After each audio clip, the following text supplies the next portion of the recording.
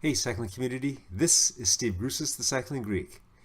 Usually each year I had somebody that I could train with, at least for part of the year, that would push me on my climbing. And this year has certainly been no exception. This year my training partner is new teammate Gary. There's quite a few differences between Gary and I. And fortunately for those differences, they help me to keep up with them. A couple of the objective differences are that Gary is a little bit younger than I am, but he weighs a lot more. Since we are pretty much evenly matched, that means he's a lot stronger than I am. With that 35-pound difference in weight, he's got to at least be pushing 35 watts more to keep up with me on a 6.5% climb. The last difference based on numbers is that during my last test climb, I was able to record a faster time than he had. Let's look at the subjective end of the differences. Let's start with the spin technique.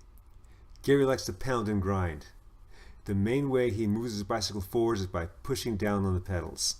This causes him to use a lot of upper body movement to force those legs to push down on each pedal stroke. This wastes a lot of energy. I, on the other hand, am using a full spin. I'm pulling back on the pedals as if I'm scraping mud off the bottom of my shoes and kicking my feet over the top. I'm hinging on my hips. By focusing the power on my hips, it's not being focused on my quads. If you are pounding, you probably have low cadence. By focusing on a narrow range of cadences, you're going to miss out on the advantages that other ranges of cadences can give you. In past videos, I've discussed riding the fine line between aerobic and anaerobic death when I'm trying to stay up with faster climbers by going from a very high cadence to a moderate or low cadence and switching back again. The last observable difference is our training plan. Gary likes to go hard all the time.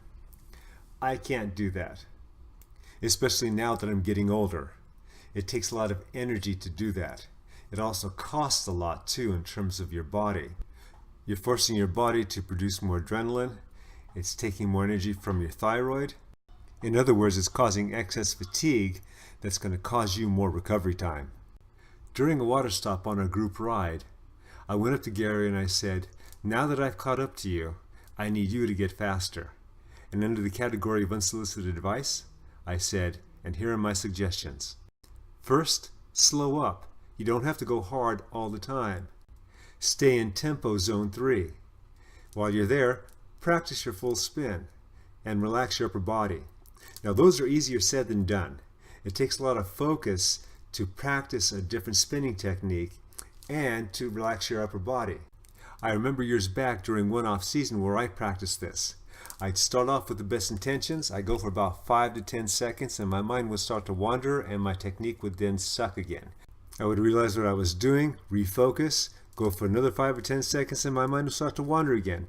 Eventually, those periods of focus would increase, and after a couple months of doing this, it became second nature. My last suggestion, and is again under the category of slow up, pick a training day, pick a climb in that training day, and go hard during that. While I usually follow that advice, I don't always do that, especially on group rides. This was the first of 2 big climbs on this ride. On the second climb, I'm chasing this guy that's 34 pounds lighter than I am. I never caught him, but I was using full spin and I was relaxing my upper body. You notice in these suggestions I never mentioned anything about weight. While I did mention to him that 10 pounds would be like 10 watts and that would make quite a bit of a difference, this is not an overtly fat guy. He probably has a couple pounds like many of us do that we can lose. But his weight is carried in his bone structure and his muscle density. This is one strong guy. Now Gary has been watching the Cycling Greek videos and has been starting to employ these various techniques. He stayed with me on this climb, and toward the top where it kind of flattened out, he pipped me at the end. Good job. I hope you found this video helpful. If you did, give it a like, leave a comment, share this. Remember, comment, like, subscribe. The Cycling Greek.